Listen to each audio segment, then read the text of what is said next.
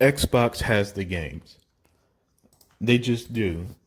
Yesterday, the scoring gameplay was shown, and it had the alien vibes. You could see that H.R. Geiger influence. It was extremely atmospheric. It looked amazing. Absolutely love what I saw, and it's gonna be 4K 60 exclusively on the next gen Xbox consoles and PC. And the devs explained months ago why they went strictly for next gen consoles. Uh, Dude, and same thing with the medium. They also went next gen only consoles. But really, you look at those, you look at the Falconeer, you look at Gears Tactics, and people try to box games as either specifically AAA or specifically third person story driven games. And no, there's more to gaming than just that. Xbox has something crazy like 42 confirmed exclusives for next gen.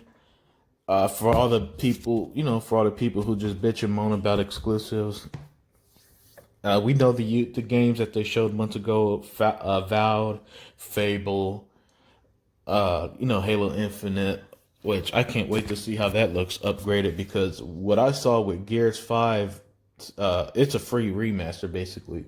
Halo Master Chief Collection Day 1 is another free remaster basically because these games are going to be performing extremely better than how they did on the current consoles.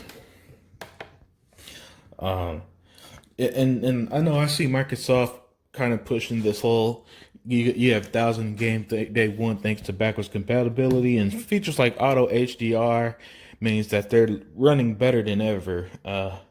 Games like Assassin's Creed Unity running 60 frames per second, but that's not what I mean by Xbox has the games. I mean it's everything else that's been confirmed, and we're just going to see more and more and more as they get closer to release. It's why I wasn't tripping when people were complaining that Xbox need to show gameplay because it was coming. It was clear it's coming. Xbox has been forward with everything. Xbox is the only one who has their console in the hands of people instead of a controlled environment where you still haven't seen backwards compatibility running. You just got to take Sony's word for it, and this is polar opposite of that. They're showing you, actions speak louder than words, and every day we're seeing something like auto HDR, for example, tested, or the scoring gameplay. Man, I really love that scoring gameplay. It looks so atmospheric. And even the way the animations work on how you, for example, switch out your weapon ammo or gun style, however it was, or how he was opening buildings. It wasn't just like like how in the bottom Far Cry games you push B to open something and it just does so automatically. No, he'll actually stick his hands into the to that some kind of contraption, and the whole animation plays out, and it just looks so fluid and so good. And then you got guys like Ryan McCaffrey, and Ryan McCaffrey, he's the perfect example of that whole fake neutral, what I don't know, wannabe Xbox fan who falls for every narrative. He doesn't stand up for the brand ever. This is the same guy who, and he was exposed badly for this one. When Sony had the rights for Final Fantasy 16, it's just business. When Microsoft, who funded Rise of the Tomb Raider, had that timed exclusive, oh, this is a problem.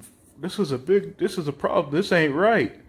You know, it, he's saying the launch lineup is weak, even though we got games like the Falconeer, and we just saw the Scorn gameplay yesterday, which again I just raved about how good that looks. Um, the Medium less than a month after the console's out.